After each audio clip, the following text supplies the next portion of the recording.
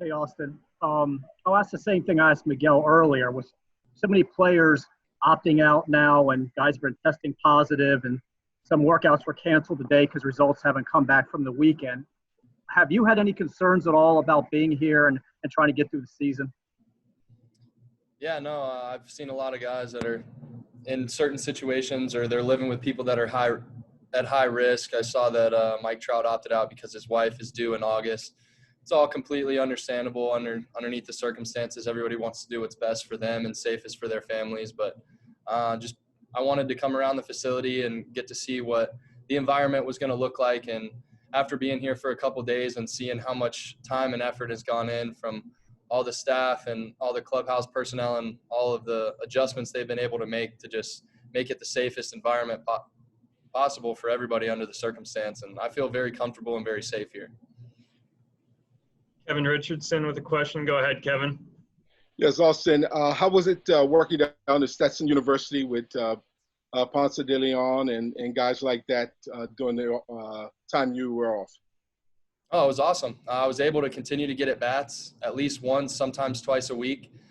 We had a pretty good, practice schedule set up for ourselves as far as being able to get some workouts in. So I'm very grateful that those guys were willing to come out and throw, and we were able to keep our distance, and everybody was healthy and has reported to camp. So it was great to be able to get that done. John Mioli up next. Go ahead, John. How's it going, Austin? Hanging in. You mentioned, how comfortable you feel with everything that's happened at Camden Yards to make you guys safe and the team's adherence to the protocols. How do you balance that, what you're experiencing every day with everything you're seeing that's happening around the league that might not give that impression? Do you have to weigh that stuff outside versus what you guys are experiencing yourselves inside? Yeah, I haven't been in any other clubhouses. I haven't been around many guys on other teams, so I can't really speak on their behalf or how they feel or the adjustments that they've made. But just off my personal experience here so far and how few of guys testing positive we've had, and just how the players are reacting to all of this stuff on our team and how we're handling it and how safe everybody's being and just how cautious everything is. I do feel really safe here, even though there's been a lot of players test positive around the league. Dan Conley with the question next. Go ahead, Dan. Hey, Austin. This is kind of continuing the theme here, but as far as the testing is concerned, with you in particular, how many times have you been tested? And do you feel like this situation, the way the Orioles are doing it as far as the numbers and going through it and everything else, makes sense and makes you comfortable? Yeah, I think everything we've been doing so far is definitely sustainable. And I think just the precautions that all of us are taking right now, if we continue to just be proactive with that and make smart decisions when we're away from the field and basically just quarantine ourselves, we go back and basically you don't see anybody besides your family or whoever you live with in your apartment or hotel room. I think we can continue to see the positive results that we have seen. And as far as the testing goes, I've been tested. I've been here for 5 days, 3 times now. And there is a protocol every day that we follow. We fill out an app on symptoms, and we do temperature testing for fevers. So I know that they've just been really, really proactive with making sure that nobody is symptomatic before they show up to the field. Rich Dubroff, you're up next. Go ahead, Rich.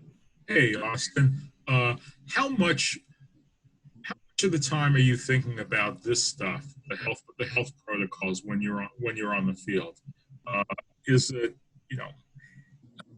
are you able to fully concentrate on getting your work done when you're out there?